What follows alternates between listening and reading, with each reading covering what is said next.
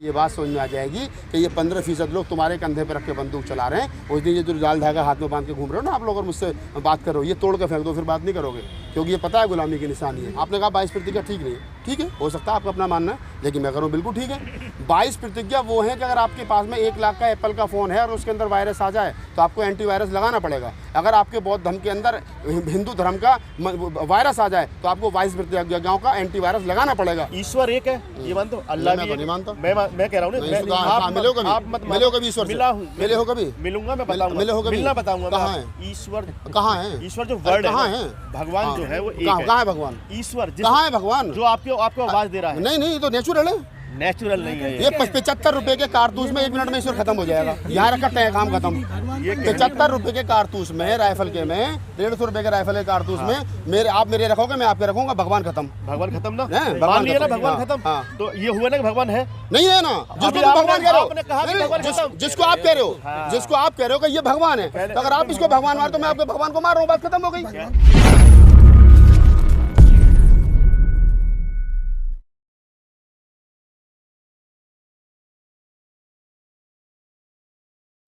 दो दिन देसी दारू पी लो, 2 दिन अंग्रेजी पी लो, 2 दिन हरी बजा लो, 2 दिन हो गया मध्यम मार्ग। यही तो मध्यम मार्ग है। लेकिन बाबा साहब ने क्या बोला? नहीं, कसम खाओ मैं राम को ईश्वर नहीं मानूंगा, कसम खाओ मैं कसम के ईश्वर नहीं मानूंगा। तो बुद्धिस्ट होना आसान है, अम्बेडकरवादी होना कठिन है। जापान कभी आप जाओगे देखना, थाईलैंड कभी जाओगे घूमना, तो आपको वहाँ का बौद्ध भिक्षु सिगरेट पीता रोड पर मिल जाएगा। वहाँ का बौद्ध भिक्षु दारू पीता है। भारत के अंदर बाबा साहब डॉक्टर अम्बेडकर ने कहा कि अगर आप बुद्धिस्ट हैं तो आपको व्रत लेना पड़ेगा कि आप शराब नहीं पिएंगे। ये बौद्ध भिक्षुओं के लिए नहीं है, ये आम लोगों के लिए भी। बुद्ध ने एक का बात कही कि समय परिवर्तनशील है, तो लोगों ने उसका दूसरा मतलब निकाल लिया। ठीक है, उस समय पर स्थिति नहीं थी कि हम लोग शराब ना पिए, आज हमारे पास पैसा तो पिएंगे, समय परिवर्तनशील है। तो मेरा कहने का मतलब आपसे यह श्रीमान जी, बाबा साहब डॉक्टर अम्बेडकर को पढ़िए, बाबा साहब को समझिए, और पढ़िए मत समझिए भी, यहाँ से उतारिए भी दिमाग में। जब आप बाबा साहब को पढ़ लेंगे तो फिर आपको बुद्ध का धर्म आसानी से समझ में आ जाएगा। बाबा साहब डॉक्टर अम्बेडकर वो चीज़ है या वो शख्सियत है कि जिनको समझना और जिनको समझाना उतना आसान नहीं। मैं तो अभी आपको 2-3 मिनट में जो 4 में बात बता सकता हूँ वो मैंने बताई आपको। तो मेरा कहने का मतलब यही है आपसे, पैसा कमाइए, खूब पैसा कमाइए। मैं चाहता हूँ मेरा कोई आदमी गरीब नहीं रहे। और बुद्धिस्ट अगर आप हो और फिर भी आप गरीब हो तो उसका मतलब बुद्धिस्ट नहीं है। बौद्ध होने का मतलब ही पैसे वाला होना है, बौद्ध होने का मतलब ही रईस होना है, अम्बेडकरवादी होने का मतलब ही पैसे वाला होना है, अम्बेडकरवादी होने का मतलब ही शिक्षित होना है, अम्बेडकरवादी मतलब होने का मतलब तर्कवान होना, वैज्ञानिक सोच पर खड़े उतरना। तो अम्बेडकरवाद जो है वही बुद्धवाद है, और अम्बेडकरवाद बुद्धवाद से, इसलिए अम्बेडकरवाद जो बुद्धवाद तक पहुंचने का रास्ता है। अगर आप बिना अम्बेडकर के बुद्ध तक पहुंचोगे तो फिसल जाओगे, और अम्बेडकर की 22 प्रतिज्ञाओं की सीढ़ी तक चलते हुए आप बुद्ध तक पहुंचोगे तो फिसलोगे नहीं, डिगोगे नहीं, अडिग रहोगे। नहीं, हमारा मन भी संतुष्ट नहीं होगा अगर अम्बेडकर की प्रतिज्ञा को लेकर चलते रहेंगे तो हम। इसका मतलब आपने बाबा साहब पढ़े नहीं। हम अपने अंदर पहली बात तो उनकी प्रतिज्ञा से द्वेष पैदा कर रहे हैं अपने मन के अंदर, दुख पैदा कर रहे हैं। मेरा नाम सुनील कुमार है। किस जाति से? मैं जाटव समाज से हूँ, ठीक है। और हम अपने अंदर क्या है कि ये नहीं है कि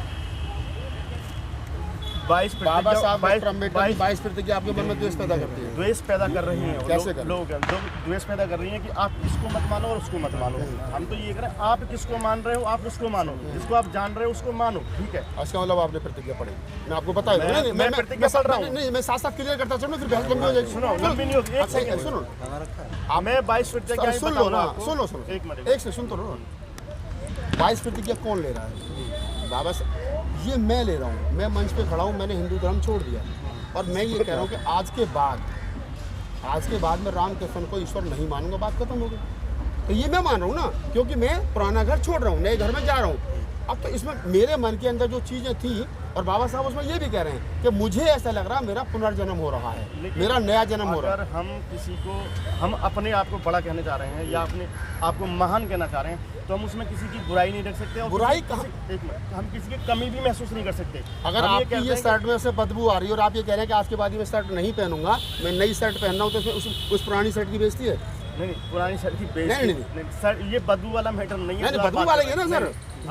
जिस राम के मंदिर में घुसने से आपको बेइज्जत किया जाता हो, जिन मंदिरों में घुसने से आपको क्या नाम है जलील किया जाता हो, और अगर आज ये कह रहे हो कि मैं इस धर्म को नहीं मानूंगा, आप ये रखिए। अब आप सही पॉइंट पे, और मैं अब नए घर में जा रहा हूँ, सही पॉइंट पे आ गए, तो इसमें क्या गलत है? अब आप सही पॉइंट पे आ गए। अब मुझे बताइए, जब मुझे अम्बेडकर के लिए मानना है और अम्बेडकर की बातों को मानना, तो मुझे जताने की क्या जरूरत है और उस मंदिर में पैर रखने की क्या जरूरत है मुझे, जहाँ पे मुझे सुनना पड़े। उस मंदिर में मुझे नहीं जाना है, वहाँ मुझे दर्शन नहीं करना है। वहाँ मंदिर में अगर मैं जाऊँगा तो बेइज्जत होऊंगा, उस मंदिर में मैं न जाऊँगा तो वो जो बैठा पंडा पुजारी है कल को कहेगा जो लोग अम्बेडकरवादी हो गए वो लोग अब हमारे पास नहीं आ रहे हैं। हाँ बिल्कुल, ठीक है ना, और उनके धंधा खत्म हो जाए तो वो तो ऑटोमेटिक अपने आप ही कमज़ोर हो जाएंगे। लेकिन हमें ये एहसास नहीं दिलाना चाहिए कि दूसरे के अंदर भी दुख की धारणा पैदा हो। हम ये कहते हैं कि भाई तुम्हारे ब्रह्मा विष्णु महेश नहीं है, पैदा ही नहीं हुए हैं और ये सब झूठ है और कपाड़ है, हम कह सकते हैं ये बात, और है भी कि नहीं भी है। ठीक है ना, आप ये कह देंगे कि ये तो पैदा ही नहीं हुए हैं, ओरिजिनलिटी इनके अंदर है नहीं, क्योंकि साइंटिफिक कहीं भी प्रमाण नहीं मिलता है, आप ये कह सकते हैं सिर्फ। लेकिन मैं कहता हूँ इस भाव के कहने से हमारे सामने जो इस बात को मान रहा है उसके दिल पर ठेस जाएगी। जब ठेस जाएगी उसके मन पर तो किसकी भावना जा रही है, मेरी भावना से। जब मैं किसी की भावना को ठेस दे सकता हूँ तो मैं बुद्धिस्ट कैसे हो सकता हूँ? अच्छा मुझे हजारों सालों से जो आप कह रहे हो कि अगर मैं किसी की भावना को ठेस पहुंचा रहा हूँ तो मैं बुद्धिस्ट कैसे हो सकता हूँ? आपकी बात ठीक है, आप उनकी भावना है, आपकी भावना नहीं है। मेरी भावना है।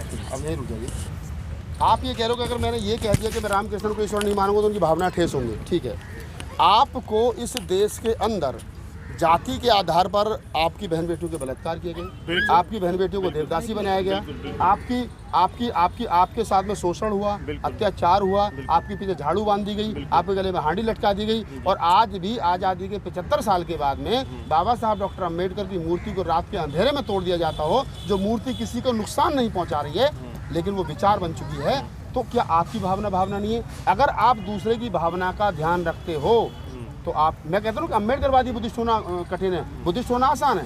बुद्धिस्ट हो तो किसी की भावना को ठेस मत पहुँचाओ, लेकिन अगर आप अम्बेडकरवादी बुद्धिस्ट हो, काशीरामवादी बुद्धिस्ट हो, तो आपको ये तय करना पड़ेगा कि जैसा कि काशीराम साहब की कोटेशन है ना कि हमको तैयारी तो बैलेट की करनी है लेकिन इंतजाम बुलेट का भी रखना है। अगर इस देश के अंदर उस समय 183 ईसा पूर्व में बृहद्रथ के समय पर उस समय के बौद्धों ने हथियार उठा लिया होता तो यहाँ हिंदू राज नहीं होता, लेकिन वो भक्ति में लगे रहे, वो मेडिटेशन में लगे रहे और दूसरे लोगों ने कत्लेआम कर दिया। तो मैं ये कह रहा हूँ कि मैं किसी को मारने की बात नहीं कर रहा हूँ। बुद्ध ने कहा है ना कि अगर मेरे ऊपर आक्रमण होगा तो मैं बिना कारण हत्या नहीं करूँगा, लेकिन अगर मेरे ऊपर आक्रमण होगा तो फिर मैं शांत नहीं बैठूंगा। ये बुद्ध का संदेश है ना। सुरा में क्या नाम है, मैं क्या नाम है, अकारण मौत नहीं करूँगा, मैं अकारण किसी को दुख नहीं पहुँचाऊँगा, पंचील में आता है ना ये। तो अगर ये आ रहा है तो अकारण नहीं पहुँचाऊँगा ना, लेकिन अगर कोई मुझे मेरे कान पर थप्पड़ मारने का मैं तो बुद्धिस्ट में किसी की भावना को ठेस नहीं पहुँचाऊँगा, तो ये तो नहीं हो सकता। अगर इस देश के अंदर उन 12% 14% लोगों की भावनाएं हैं तो इस देश के 88% लोगों की भी भावनाएं हैं। अगर इस देश में हजारों साल तक हमारा शोषण अत्याचार हुआ है, जो लोग हैं और 85% जो लोग हैं और जो 15% की हम बात करते हैं एक तरीके से, ठीक है ना, उनके अंदर एकजुटता है, उनके पास पैसा है और उनके अंदर एकजुटता ऐसी है कि उनके समाज के किसी आदमी के ऊपर अगर कोई बलात्कार उनमें से कोई बलात्कार करके भी आया है और उस पर आरोप लग रहा है तो उसके 15% के 15% पूरे शहर में, पूरे क्षेत्र में और पूरे देश में खड़े हो जाते हैं उसे बचाव के लिए। इनका तो कर्म रहा है ये, ठीक है ना, कमज़ोर को शोषित करने का इनका कर्म रहा है। लेकिन हमने इस चीज़ को पहले सहने में डाल रखा था, लेकिन अगर हमें सहना नहीं है तो हमें भी तो उठ के एक साथ इकट्ठा होना होगा, खड़ा होना होगा, अपनी आवाज़ भी इतनी मजबूत करनी होगी जिससे कि सामने वाले को दब ना पड़े। अगर 85 लोग यहाँ खड़े हों और 15% आगे हम पर दबदबा दिखा दें, ये संभव है क्या? लेकिन आप 85% कहने के लिए हैं और हम 5% भी नहीं हैं। अच्छा, अब मुझे एक बात बताइए, हम क्यों नहीं 5%? हम 15 के पीछे 5 इसीलिए मारे जाते हैं। सुन लीजिए ना, मैं अब आपकी बात के जवाब दे रहा हूँ, साथ के साथ लेते चलो। इस देश के अंदर पिछले 50 सालों में बता दो ब्राह्मणों ने कोई आंदोलन किया हो? ब्राह्मणों ने कोई आंदोलन किया हो? ब्राह्मण, हाँ, ब्राह्मणों ने पिछले 50 साल में कोई रोड पे आंदोलन किया हो? मुझे बता दो। ठाकुरों ने कोई आंदोलन किया हो? मैं बताऊंगा, आंदोलन बताता हूँ। बताओ। आंदोलन करने की उनकी एक नीति है, वो हमें पहचाननी पड़ेगी। उसमें जो आंदोलन जो वो करते हैं वो खुद नहीं करते, हम में से ही पकड़ते हैं और उन्हें खड़ा करते हैं और हमसे ही हमें लड़ा देते हैं। मैं जो कह रहा हूँ, आप मेरी बात नहीं समझ रहे। इस देश के अंदर पिछले दिनों ये सवाल खड़ा हुआ कि ब्राह्मण, उत्तर प्रदेश में खासतौर से सवाल उठाया गया कि ब्राह्मण जो है वो योगी सरकार में उनके साथ शोषण अत्याचार हो रहा है। तो क्या ब्राह्मणों ने कोई आंदोलन किया? इस देश के अंदर 10% सवर्णों को आरक्षण दिया गया तो इसके लिए सवर्णों ने कोई आंदोलन किया? क्या इस देश के अंदर 15% लोगों ने अपने हकों के लिए कोई आंदोलन किया? नहीं किया। अब क्यों नहीं किया?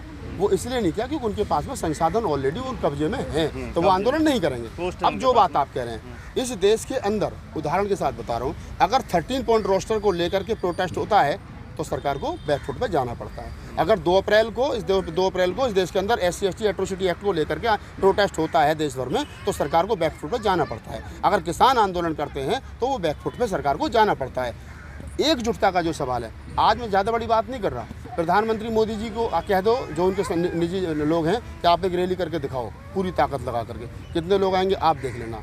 एक तरफ मायावती को बोल दो कि आप पूरी ताकत के साथ एक रैली करके दिखाओ। वो प्रधानमंत्री हैं, देश में पूरा सिस्टम उनके हाथ में है, और उनके भी लोग गिन लेना और मायावती के भी लोग गिन लेना, आपको पता चल जाएगा लोग किधर ज़्यादा है। दूसरी चीज़, अब सामाजिक मूवमेंट पे आ जाते हैं। चंद्रशेखर रावण, मैं किसी का विरोध नहीं करता, सबका अच्छी बात कि सबका समर्थन होना चाहिए। चंद्रशेखर रावण अगर आज भी रोड पर निकले, आज यहाँ से निकल जाए, तो शायद हो सकता है 100 गाड़ी आ गए, 100 गाड़ी पीछे, ना MP है, ना MLA, ना निगम पार्षद, ना पार्षद, तो कुछ नहीं है, एक सोशल एक्टिविटी करता है, तो उसके साथ हो सकता है 1000-2000 आदमी, 4000 आदमी जहाँ जाता है इकट्ठे हो जाते हैं। मुझे ब्राह्मणों में, ठाकुरों में, क्षत्रियों में एक नेता बता दो जिसके आह्वान पर, सोशल एक्टिविस्ट के आह्वान पर, क्या नाम है, वो 200 आदमी इकट्ठे करते, नहीं कर पाएगा। क्यों? क्योंकि वो आपके कंधे पर बंदूक रख कर चलाता है। और जिस दिन इस देश के अंदर ये बात समझ में आ जाएगी कि ये 15% लोग तुम्हारे कंधे पर रख के बंदूक चला रहे हैं, उस दिन ये जो लाल धागा हाथ में बांध के घूम रहे हो ना आप लोग, और मुझसे बात करो, ये तोड़ के फेंक दो, फिर बात नहीं करोगे, क्योंकि ये पता है गुलामी की निशानी है। तो पहले हमें अपने अंदर सुधार करने की ज़रूरत है, अपने आप को बताने की ज़रूरत है, और जब हम खुद सुधर जाएंगे। और बाबा देखो, लोग मुझसे कहते हैं, एक बार हम दिल्ली यूनिवर्सिटी में थे, मैं नाम लेके बोल रहा हूँ, मनोज भैया है, वह प्रोफेसर है, उसने 2 बात कही मुझसे, कह राहुल जी डॉक्टर अम्बेडकर ने 2 गलती की। मैं कौन सी? एक तो उन्होंने बौद्ध धर्म अपना, और एक उन्होंने दूसरी शादी करी। मैं कहना एक गलती और भी करी, तीसरी। बोले क्या? मैं तेरे जैसे गधों को पढ़ा लिखा के प्रोफेसर बना दी, ये भी गलती करी। समस्या कहाँ आ रही है? डॉक्टर अम्बेडकर पर सवाल वो आदमी लगाता है जिसकी हिम्मत, नहीं मैं आपकी बात नहीं कर रहा सर, मैं स्पेशली आपकी बात नहीं कर रहा। आपने कहा 22 प्रतिज्ञा ठीक नहीं है, ठीक है, हो सकता है आपका अपना मानना है, लेकिन मैं करूँ बिल्कुल ठीक है। 22 प्रतिज्ञा वो है कि अगर आपके पास में 1 लाख का एप्पल का फ़ोन है और उसके अंदर वायरस आ जाए तो आपको एंटीवायरस लगाना पड़ेगा। अगर आपके बौद्ध धर्म के अंदर, हिंदू धर्म का वायरस आ जाए तो आपको 22 प्रतिज्ञाओं का एंटीवायरस लगाना पड़ेगा। अगर आज इस देश के अंदर रविदासी पंथ का सत्यानाश हुआ, रविदास के मंदिरों में सारे हिंदू के देवी देवता बैठे हैं, तो वो इसलिए बैठे हैं क्योंकि उनके यहाँ एंटीवायरस नहीं है।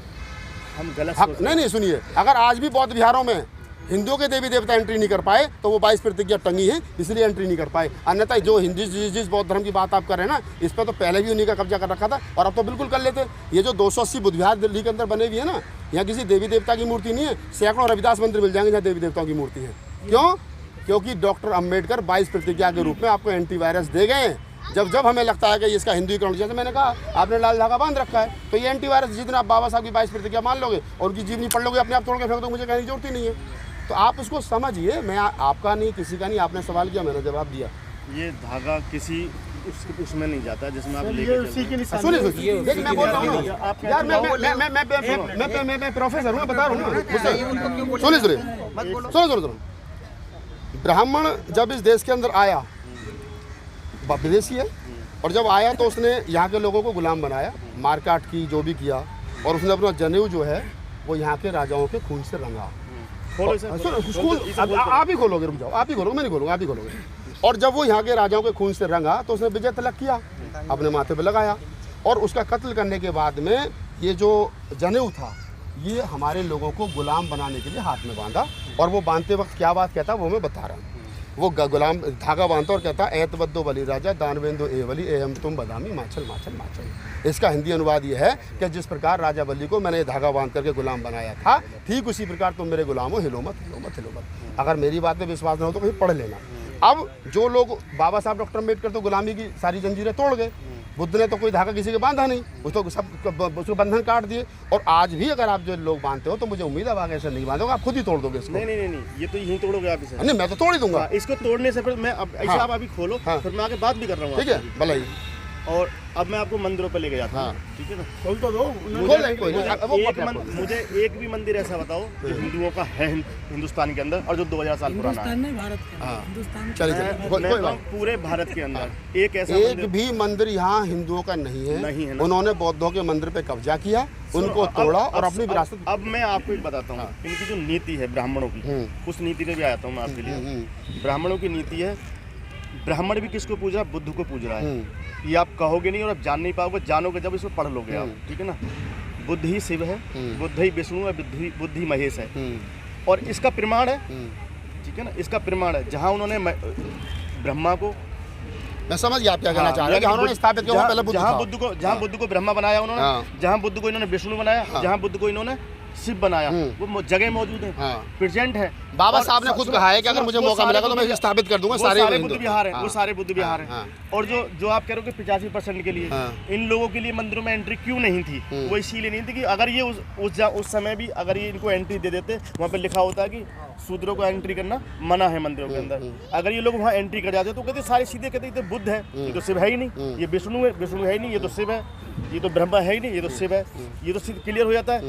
ब्राह्मण जो पूज रहा है, लेकिन ईश्वर एक है, ये मानते हो? अल्लाह भी नहीं मानता। मैं कह रहा हूँ मिलो कभी ईश्वर मिला हूँ, मिले हो कभी? मिलूंगा, मैं बताऊंगा, मिलना बताऊंगा। कहाँ है ईश्वर? कहाँ है ईश्वर जो वर्ड है, भगवान जो है वो एक है। कहाँ है भगवान? ईश्वर कहाँ है भगवान? जो आपको आवाज दे रहा है। नहीं ये तो नेचुरल है, नेचुरल नहीं है ये 75 रुपए के कारतूस में 1 मिनट में ईश्वर खत्म हो जाएगा। यहाँ रखते हैं काम खत्म।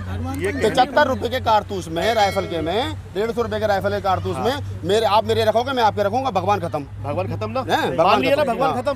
तो ये हुआ ना कि भगवान है नहीं है ना, जिसको भगवान कह रहे हो, जिसको आप कह रहे हो, जिसको आप कह रहे हो कि ये भगवान है, तो अगर आप इसको भगवान मार तो मैं आपके भगवान को मार रहा हूँ, बात खत्म हो गई। भगवान तो मरना नहीं चाहिए।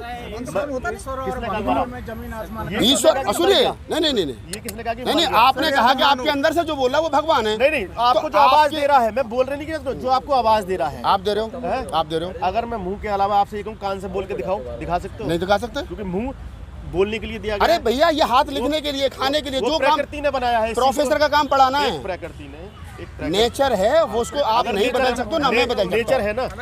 नेचर है ना। और नेचर क्या है?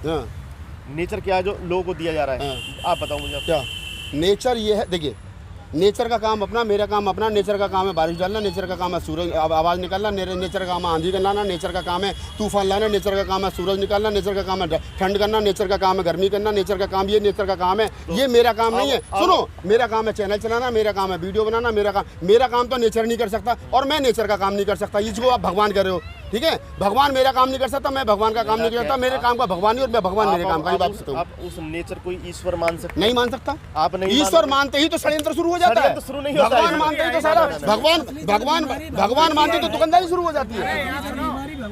भगवान मानते तो दुकानदारी शुरू हो जाती है ब्राह्मणों की। आप सुनो मेरी बात, जो हमारे अंदर द्वेष है, पहले तो 10 विकार है। अगर हम दशहरा पे यहाँ इकट्ठे हो रहे हैं, ठीक है ना, तो दशहरा भी क्या है? दशहरा अपने मन के, अपने शरीर के अंदर जो 10 विकार है, उन्हें जब मार दोगे आप, उन्हें खत्म कर दोगे, तब आप दशहरा। अभी मैं जब तो करूँ, पढ़ने की जरूरत है। सुनो, अभी आपको पढ़ने की जरूरत है। सुन लीजिए, चंद्रगुप्त मौर्य से लेकर के और बृहद्रथ तक, ये 10 राजा हुए हैं। अंतिम राजा बृहद्रथ था, और पहला चंद्रगुप्त मौर्य, बिंदुसार, सम्राट अशोक, दशरथ, ये सब लोग मिलाकर के 10 थे। और 10 राजा ये बुद्धिस्ट राजा थे, ठीक है? और इन 10 अंतिम राजा बृहद्रथ की हत्या पुष्यमित्र शुंग ने की, जो उनका सेनापति था, और उसकी हत्या करी 183 ईसा पूर्व में। उसकी हत्या करने के बाद में जश्न मनाया गया कि 10 राक्षसों की हमने हत्या कर दी, जो 10 साल से चला। वो जो रावण दस्तर वाला नहीं है, माँ के पेट से अगर 6 उंगली का बालक पैदा हो जाए तो टेंशन हो जाती है, दस्तर वाला कहाँ से पैदा होगा, ठीक है? तो वो 10 बौद्ध राजाओं के विचारों की हत्या करके, बुद्धिस्ट राजाओं की हत्या करके, उन्होंने 183 ईसा पूर्व में इस देश के अंदर हिंदू धर्म की स्थापना की, तलवार के बल पर। अब आप इसको 10 विकार बोलिए। अब आप सुनो, अब इसी का याद देता हूँ। हिंदू धर्म तो नहीं था। नहीं, जो भी था XYZ उस समय हमारे पास यही समय जब हम बुद्ध की इस बात को मानते थे, और बुद्ध की प्रणाली पे हम चल रहे थे, जो हम सभी बुद्धिस्ट थे, पूरा हिंदुस्तान, पूरी दुनिया, आधी धरती बुद्धिस्ट थी, ठीक है ना? और हिंदुओं का तो नामो निशान भी नहीं था कहीं पे भी। करेक्ट है ये बात, ठीक है ना? तो ये जब जितने भी नियम हैं, चाहे वो दीपावली का हो, दशहरा का हो, होली का हो, उस समय पे बिल्कुल प्रैक्टिकली बता रहा हूँ मैं आपको, उस समय पर जो त्योहार था, बुद्ध का भी एक पहला त्योहार था उसी दिन का। लेकिन इन त्योहारों पे कब्जा कैसे करा गया, ठीक है ना? शांति सर बोजी के साथ बैठते थे क्या आप? नहीं, आप पहले मेरी बात सुन लीजिए। नहीं, मुझे लग रहा है आप उनके साथ चाय पिए। मैं ना तो किसी शांति प्रिय बौद्ध के साथ ये क्या है ना, ये हमारे लोगों के बीच में एक अलग ग्रुप तैयार हो रहा है कि उनके त्योहारों को अपना बनाना। दिवाली हमारी है, होली हमारी है, मैं करवा चौथ भी तुम्हारी है, इसे ही बनाओ, भैया दूज भी तुम्हारा, इसे ही बनाओ। ये जो दौड़ लग रही है ना कि जी दिवाली हमारी दीपदान उत्सव है, ये खत्म करो। बुद्ध पूर्णिमा मनाओ, क्या नाम है, अम्बेडकर जयंती मनाओ, कबीर जयंती मनाओ, रैदास जयंती मनाओ। मैं क्यों नहीं मनाता, मैं बता रहा हूँ ना आपको।